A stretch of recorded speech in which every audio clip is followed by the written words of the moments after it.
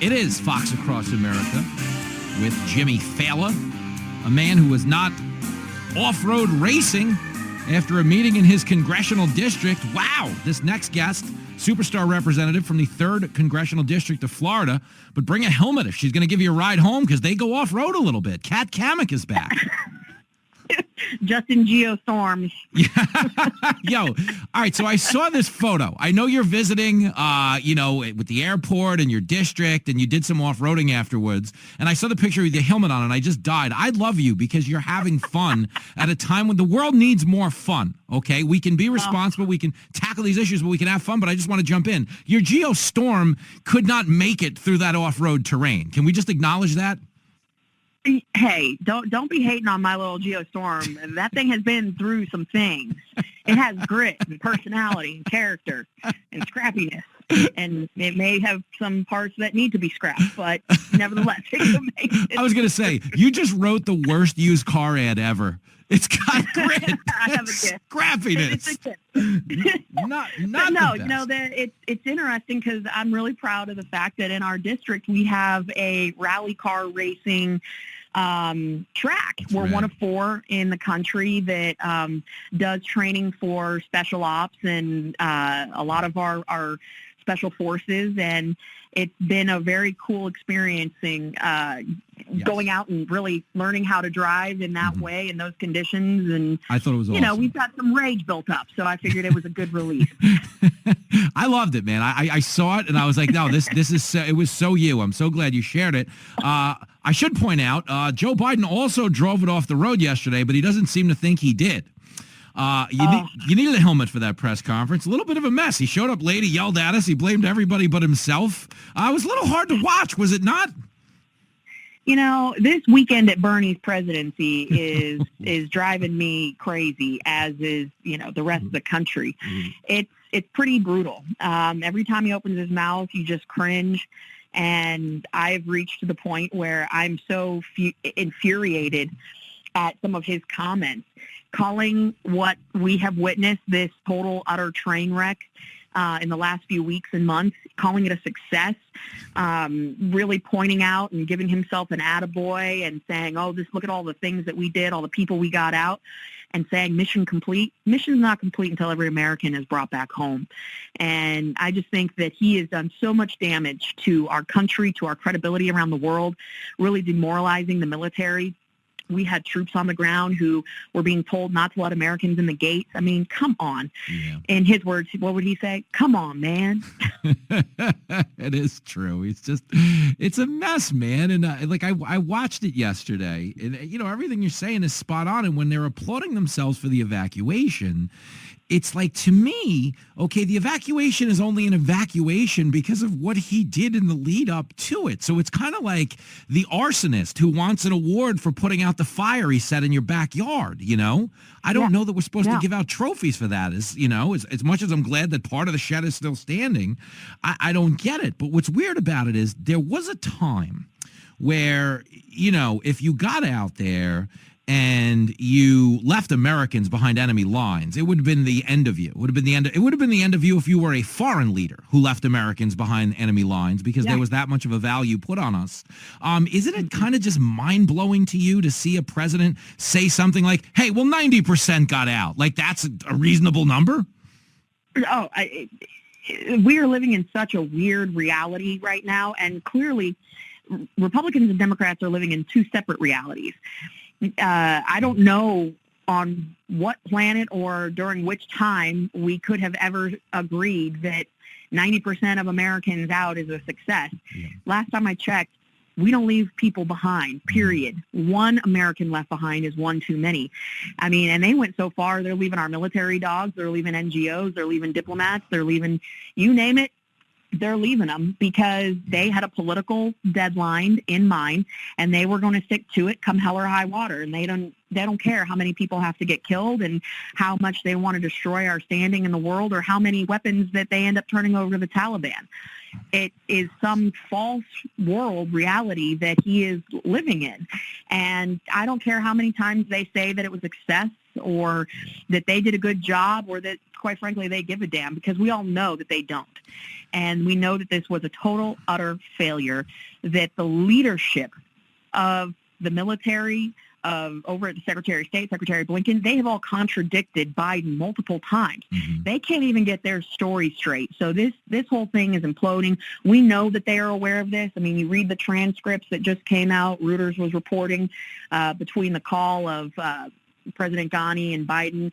I mean, the fact that Biden said, and I quote, "There is a need, whether it is true or not, there is a need to project a different picture." And he said, "I know that the things aren't going well in terms of the fight against the Taliban." He acknowledged this on July 23rd in a call to President Ghani. The man knew what was going on. Everyone in that administration knows what's going on.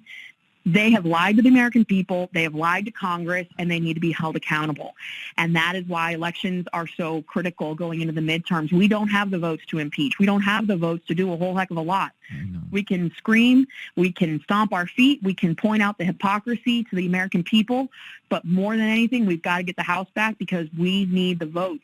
And I don't care how many Democrats step out of line, not one will go with us in holding this administration accountable. They simply won't. Nancy Pelosi won't allow it. No, she won't even call you into session when this was all going on. She's drinking some nice wine at those Napa fundraisers out there. I mean, it's a nice hang if you can get the invite. There's no mask. You got the wine. It's day drunk on a Sunday. Who doesn't like that?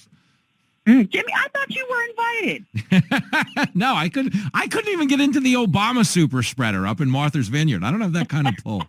I'm still trying. What are we doing wrong? I know. What are we doing wrong? We got to work on this. Kat Cammack is on the line, superstar representative from the 3rd Congressional District of Florida. I don't know what we're doing wrong there. I think I want to believe we're the ones doing things right, but the world is like, we've gotten to this point you were making earlier about all the dueling realities that we're living in. Yeah. I do believe on some level that they think they're correct. Like when Biden got out there yesterday and yelled at us, I don't know if you know this, but we're all grounded. We got yelled at by this old man yesterday. I'm surprised you were allowed to call me. But when he got out there and yelled about everything that went on and was so defiant, like I wanted to ask you this. Do you think some of that is, strategic? They want to look, like they're confident in the decision they made? Or do you, which would mean it was calculated and it might not necessarily be true? Or do you think some of it is they really believe they're right? Do you think on some level they think this was successful? This is going to be kind of a weird answer. I think it's a bit of both. Yeah. I think in some ways they really do believe their own press. They believe their own BS, their nonsense that they spew every day. Mm-hmm. Because on some level you have to. Otherwise, how do you sleep at night? Yeah. But we also know from, just that transcript that got released between Ghani and Biden, we know that they are well aware that things behind the scenes aren't great. They know that they're doing things wrong, that the American people aren't happy, but it's almost to the point where they're all in. They've lied so many times that they've got to go all in. They got to keep going. Yeah, you got to keep going. Once you've crossed that point of no return, you're all in. And I do think that there's an element of control and compliance. They want American people dependent on them for information, for pretty much everything across the board, because that equals control. Yeah. And when you have people dependent on you, when you are dependent on that person or that entity, you want to believe them. Yeah. And I think there's a group of Americans that feel like, deep down inside, I know this isn't right, but I'm so far along, I'm so dependent on this group that I want to believe that they're doing something good and right, even though deep down inside they know that they're not. Yeah, I think there's that element, and I think you can see that in personal relationships, where you're in a toxic relationship and, I really don't want to, I know this is a bad thing for me, but I'm all in. just taking the ride now. You did it. And so basically I'll oversimplify this. There's a lot of Americans out there that just don't want to change their relationship status on Facebook. So they're like, all right, now I'm going with Biden. I think it was successful. I think it was a good evacuation. I'm just gonna roll with this guy. I mean, that's the most concise way to sum it up. That's why I love talking to you. I feel like a lot of Americans right now are thinking about changing their relationship status with the Democratic Party to "it's complicated." I think it should be called "it's too complicated for them." It's just too. They're just in over their head, man. And it's like we all made fun of like everybody gets a trophy. And, I have my own misgivings with everybody gets a trophy because I always say the problem with every kid getting a trophy is they don't all learn how to catch a ground ball. And I'm losing a lot of money betting on Little League Baseball. It's not good. Oh, Jimmy, we talked about this. We did. We talked off the air. We had an intervention. But the point is there are no, or there can be no participation trophies at the tippy top of a government. But I feel like we're giving them out now. And that's not a sustainable trajectory for a country, man. And it drives me crazy because this is the argument I make. And it comes down to your state personally, too, is for the criticisms. They've spent a lot of time in this administration, rather than fighting the pandemic, fighting the other political party. And oftentimes, when Biden didn't meet his vaccination goals, we were told it was because of Facebook memes or, they don't like what Governor DeSantis is doing down in Florida. But I give Governor DeSantis a lot of credit because he's doing what an elected official is supposed to do, which is lead the room. Do what he thinks is correct. You lead the room. Biden is part of this new subset of politicians, which is crazy because he's been around for 1,000 years, but he reads the room. He really is concerned with how it's going to look on Twitter and whether or not it's going to reflect negatively on him in the 24-hour news cycle. But I think leadership is about looking beyond today's hissy fit and doing what you think will be right 4 months, 6 months, a year from now. Do you think a lot of politicians are getting away from that and they're kind of beholden to the immediacy of the news cycle now? Yeah, I mean, I think that points to a larger issue that we have going on in society as a whole. We live in a feel-good time, right? Everything is instant gratification. I'm going to post a picture doing my duck face lips and hope that I get thousands of likes. That's the mentality that kids grow up in. And Jimmy, if I see you posting a picture doing the duck lips, we're going to have a conversation, okay? But it is. It's the feel good, instantaneous. This is going to get tweeted out. I'm going to get retweeted this. And politicians have grown into this time and space where you have to have very, very keen judgment to make a call that is both policy and politically correct. And the two often are in direct conflict with one another. When you are talking about making good policy decisions, typically the politics are in the opposite side. And so DeSantis has become truly a master of walking into a room and saying, okay, I'm going to have to really thread this needle very narrowly. And when it all seems like it's about to, hit the wall, he will blow it up before the media has an opportunity to. And so I think that's truly the sign of someone who knows how to lead with good policy, but also it's translated into good politics. And that's very, very hard to do. And, you're talking about participation awards. I think a lot of our leaders are really just gunning for participation awards, thinking that they should get accolades for just doing their damn job. This entire experiment that we know America to be is about equal opportunity, not equal outcome. And when you think of it in those terms, we are supposed to set the stage for anyone to do whatever they want so long as it is within the confines of the law. I'm fine breaking rules, just not the law. When you set up a stage for everyone to succeed rather than everyone to have the same outcome, that's when really incredible things can happen. And I think you're seeing governors and leaders at our highest levels that are really falling into those two categories. Who's setting their folks up to have incredible opportunities and who's setting everyone up to have the same outcome, no matter how poor that outcome is. That is where the participation trophy mentality can be so dangerous. And it's starting very young, and we're seeing it play out at all levels. And that makes me a little bit fearful, but also knowing that we've got leaders like Governor DeSantis and others that are willing to step up and are thoughtful and strategic in how they approach the politics and policy of that notion of equal opportunity. It's encouraging. No, I agree with you. I think the divide of our times in this country is victorhood versus victimhood. You know, victorhood, you can do it.